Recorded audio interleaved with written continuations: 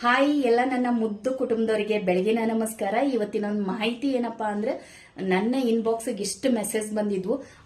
ಅಕ್ಕ ಉಗುರು ಸುತ್ತಾದ್ರೆ ಏನ್ ಮಾಡ್ಬೇಕು, ಅಕ್ಕ ಸ್ಕಿನ್ ಅಲರ್ಜಿ ಆದ್ರೆ ಏನ್ ಮಾಡ್ಬೇಕು, ಅಕ್ಕ ರಕ್ತ ಶುದ್ಧಿ ಇಲ್ಲ ಅಂದ್ರೆ ಏನ್ ಮಾಡ್ಬೇಕು, ಅಕ್ಕ ನನಗೆ ಮೂಲವಾದಿ ಆಗಿದೆ. ಎಲ್ಲದಕ್ಕೂ ಒಂದೇ ಮನೆ ಮದ್ದು ಹೇಳ್ತೀನಿ. ಏನಪ್ಪಾ ಅಂತಂದ್ರೆ, ಬಹಳ ಟೆನ್ಷನ್ ತಗೋಕ್ ಹೋಗ್ಬೇಡ್ರಿ. ಇದ್ ನೋಡ್ರಿ, ಗರ್ಕಿ ಹುಲ್ಲು ಎಲ್ಲಾ ಕಡೆ ಬೆಳೀತದ. ಆದ್ರೆ ನೀವು ಇದು ಸ್ವಚ್ಛವಾಗಿ ಎಲ್ಲಿ ಬೆಳೆದಿರ್ತದ ಅಲ್ಲಿಂದ ತಗೊಂಡ್ ಬರ್ರಿ.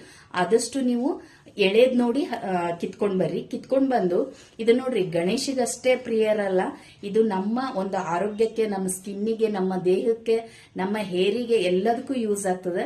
ನಾವು ಮೊದಲು ಪೂಜೆ ಮಾಡುವಾಗ ಗಣೇಶಗೆ ಗರ್ಕಿನೇ ಇರಿಸ್ತೀವಿ.